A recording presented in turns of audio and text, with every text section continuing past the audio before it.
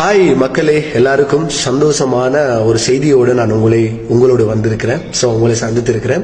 யாருமே இந்த video skip பண்ணாம கண்டினியூவா பாருங்க. என்ன ஒரு சந்தோஷம் அப்படின்னு சொன்னா இந்த மத்திய கிழக்கில் ஏற்பட்டிருக்கிற இந்த போர் சூழல் இப்போதைக்கு டெம்பரரியாக ஒரு போர் நிறுத்தத்துக்கு வந்திருக்கிறது, ஒரு சீஸ் ஃபயருக்கு வந்திருக்கிறது. பொதுவாக இந்த போர் நிறுத்தம் நிரந்தர போர் நிறுத்தமாகத்தான் அமையணும் சொல்லி ஒட்டுமொத்த உலக நாடுகளும் மக்களும் எதிர்பார்க்கிற ஒரு விடயத்துல இந்த நேரத்தில் இது தற்காலிகமான 2 வார போர் நிறுத்தமாக பார்க்கப்படுகிறது.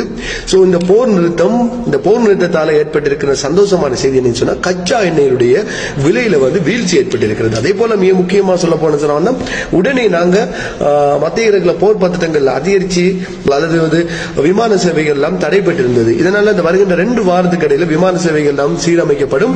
தொடர்ந்து மத்திய கிழக்கில் இருக்கிற ஹோமோஸ் நீரினை இந்த பேர்சியன் வளைகுடாவில் இருக்கிற ஹோமோஸ் நீரினை திறக்கப்பட்டு அனைத்து கப்பல்களும் அதோட பயனாளர்கள், பொதுவாக இந்த வணிக கப்பல்கள் அல்லது கச்சா எண்ணெய் அல்லது இந்த எரிபொருளை ஏற்றி இறக்கக்கூடிய கப்பல்கள் தேங்கி இருந்த கப்பல்கள் இப்ப போக்குவரத்து ஆரம்பித்திருக்கிறார்கள். இந்த 2 வார காலத்துக்குள்ள இந்த போக்குவரத்துகள் சீராக அமைக்கப்படும்.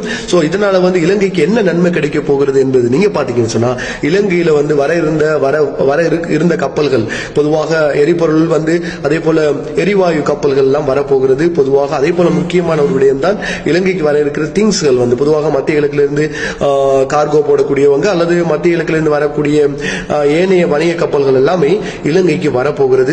இலங்கையில இப்ப இருக்கிற பொருளாதார தளம்பல்கள் வருகின்ற நாட்களில் இன்னும் குறைவடைய வாய்ப்பு இருக்கிறதாக செய்திகள் ஒரு பக்கம் இருக்கின்ற சந்தோஷமான செய்தியை பகிர்ந்து கொண்டு, அதே போல இன்றைய நாளில் மக்கள் பாவனைக்காக இலங்கையில் இருக்கிற அதன் தலைநகரத்தில் அமைந்திருக்கிற புதிய பஸ் தரிப்பிடம் திறந்து வைக்கப்பட்டிருப்பதை உங்களோடு நாங்கள் சந்தோஷமாக பகிர்ந்து கொள்கிறோம். அழகான ரம்மியமான ஒரு பஸ் தரிப்பிடத்தை நானும் என்னுடைய கண்களால் பார்த்திருந்தேன். நீங்க பார்க்கணும் சொன்னா இந்த காணொலியோட நான் அந்த போட்டோஸை இணைத்துக் கொள்கிறேன். தொடர்ந்து நீங்க எங்களோடு இணைந்து கொள்ளுங்க. முக்கியமான செய்திகள் கிடைக்கும் பட்சத்தில் உங்களோடு பகிர்ந்து கொள்வோம். அதே போல முக்கியமா இந்த சீஸ் ஃபயர் ஒப்பந்தத்தில் இருக்கும் பொழுது ஈரானுக்கு இன்றைய தினத்தில் தாக்குதலை மேற்கொண்டிருக்கிறார்கள். இஸ்ரேல் தொடர்ந்து ஈரானுடைய முக்கிய பகுதிகளை இஸ்ரேல் குறிவைத்து தாக்கிக் கொண்டிருப்பதை நாங்கள் காணக்கூடியதாக இருக்கிறது. அதே போல லெபனான்லையும் அவர்களுடைய தாக்குதல் தொடர்ந்து கொண்டிருப்பதாக செய்திகள் வெளியா இருக்கின்றன.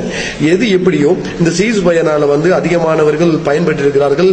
அதிக நாடுகள் பொருளாதாரத்தினுடைய விளிம்பில் இருந்த நாடுகள் இப்ப கொஞ்சம் மீண்டு வருகிறது. சந்தோஷமான செய்தியாக பார்க்கப்படுகிறது. என் பொறுத்திருந்து பார்ப்போம், இது நீண்ட நாள் ஒரு சீஸ் ஃபயராக அல்லது தொடர்ந்து இந்த போர் நிறுத்தங்கள் நீடிக்குமா அல்லது தற்காலிகத்துக்கு பிறகு மீண்டும் போர் ஆரம்பிக்கப்படுமா என்பது கேள்விக்குறியா இருக்கிறது. எது எப்படியோ இந்த போர்ல யார் வெற்றி பெற்றிருப்பாங்க என்றது நீங்க கமெண்ட்